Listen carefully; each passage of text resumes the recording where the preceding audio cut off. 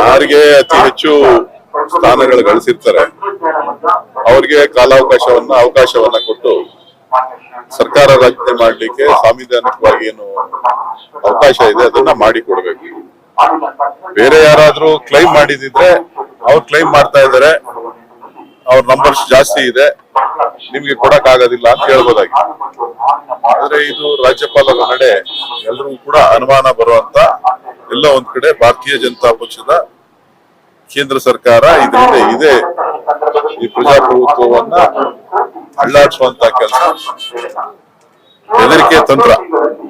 Income tax ಇತ್ತು, ಇಡಿ ಇತ್ತು, CBI ಇತ್ತು. ಈಗ ಸರ್ಕಾರ ರಚನೆ ಮಾಡೋದ್ರಲ್ಲೂ ಕೂಡ ರಾಜ್ಯಪಾಲರ ಕಚೇರಿ ದುರ್ಬಳಕೆ ಅವಾಗವಾಗ ಆಗ್ತಾ ಇತ್ತು. ಇವತ್ತು ಸರ್ಕಾರ ರಚನೆ ಮಾಡ್ಲಿಕ್ಕೆ ತೊಂದರೆ ಕೊಡ್ತಕ್ಕಂಥದ್ದು, ಯಾವ ರೀತಿ ತೊಂದರೆ ಕೊಡಬಹುದು ಅನ್ನೋದನ್ನ ರಾಷ್ಟ್ರದ ಜನರಿಗೆ ತೋರ್ಪಡಿಕೆ ಮಾಡ್ತಾರೆ. ಹಲವು ರಾಜ್ಯಗಳಲ್ಲಿ ರಾಜ್ಯಪಾಲರು ಸರ್ಕಾರದ ಸಂಘರ್ಷ ಇದೇ ರೀತಿ ಮುಂದುವರೆದಿದೆ. ಇಲ್ಲಿ ವಿರೋಧ ಪಕ್ಷಗಳ ಸರ್ಕಾರ ಇದೆ, ಅಲ್ಲಿ ಕೆಲವೊಂದು ಗೊಂದಲಗಳಿದೆ. ಸೊ ಸಾಂವಿಧಾನಿಕ ಹುದ್ದೆ, ಸೊ ಪ್ರಜಾಪ್ರಭುತ್ವ ವ್ಯವಸ್ಥೆಗೆ ಗೌರವ ಕೊಡಬೇಕು.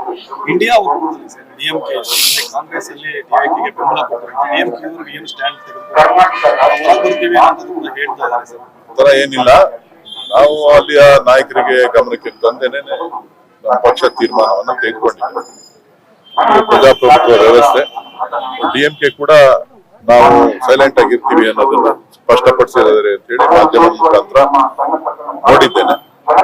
ನೋಡೋಣ. ಪಶ್ಚಿಮ ಬಂಗಾಳದಲ್ಲಿ ಒಂದಿಷ್ಟು ಚುನಾವಣಾ ಆಯೋಗ ಅಂತಾರಾಷ್ಟ್ರೀಯ ಕೋರ್ಟ್ಗೆ ಹೋಗೋದಕ್ಕೆ ಈ ಪಶ್ಚಿಮ ಬಂಗಾಳದಲ್ಲಿ ಒಟ್ಟಾರೆ ಹಣಬಲ, ತೋಳ್ಬಲ, ಸರ್ಕಾರ ಎಲ್ಲ ರೀತಿನಲ್ಲೂ ಕೂಡ ಕಳೆದ ಒಂದು ವರ್ಷದಿಂದ ಏನಾದ್ರೂ ಮಾಡಿ ಅಲ್ಲಿಯ ಸರ್ಕಾರವನ್ನ ತೆಗಿಬೇಕು ಅಂತ ಹೇಳಿ ಸುಮಾರು 97 ಲಕ್ಷ ಮತದಾರರನ್ನ ಹೊರ ಹಾಕುವಂತ ಪ್ರಯತ್ನವನ್ನ ಬಹಳ ಸ್ಟ್ರಾಟಜಿ ಬಳಸಿ ಎಲ್ಲೆಲ್ಲಿ ಕನಿಷ್ಠ 20,000 15,000 ಓಟಿಂದ ಗೆದ್ದಿದ್ರು ಅಂತವನ್ನೆಲ್ಲನೂ ಕೂಡ ಗಮನದಲ್ಲಿ ಇಟ್ಕೊಂಡು ಬಹಳ ವ್ಯವಸ್ಥಿತವಾದಂತ ರಾಜಕೀಯ ಪಿತೂರಿಯನ್ನ ಮಾಡಿದ್ದಾರೆ. ಅದರಿಂದ ಹಿನ್ನಡೆ ಆಗಿದೆ. ಆದ್ರೆ ಪ್ರಜಾಪ್ರಭುತ್ವ ವ್ಯವಸ್ಥೆ ಕಾದ್ ನೋಡೋಣ. ಮೇ 15ಕ್ಕೆ ಅದ್ರ ಬಗ್ಗೆ ನನಗೆ ಗೊತ್ತಿಲ್ಲ. ಮೇ 15ನೇ ತಾರೀಕು ಡಿ.ಕೆ. ಶಿವಕುಮಾರ್ ಅವರು ಹುಟ್ಟುಹಬ್ಬ, ಅಷ್ಟು ಗೊತ್ತು ನನಗೆ. ಬೈ ಎಲೆಕ್ಷನ್ ಮುಗೀತು ಸರ್, ಪಂಚರಾಜ್ಯಗಳ ಚುನಾವಣೆ ಮುಗೀತು, ಈಗ ಸಿಗುತ್ತೆ ಗುಡ್ ನ್ಯೂಸ್, ಕೊನೆ ಅಂತ ಬಂದಿದೆ ಅಂತ ಹೇಳಿ ಸರ್. ಕಾದ್ ನೋಡೋಣ. ಈ ಜಿಲ್ಲೆ ಸಾಕಷ್ಟು ನಿರೀಕ್ಷೆಗಳಿದೆ ಸರ್. ನಾನು ನಂಬಿಕೆ ಮೇಲೆ ಬದುಕ್ತಾ ಇರೋದು. ನ್ಯೂಸ್ ಫಸ್ಟ್ ನಿರ್ಭೀತಿಯಿಂದ ನಿಮ್ಮ ಪರವಾಗಿ.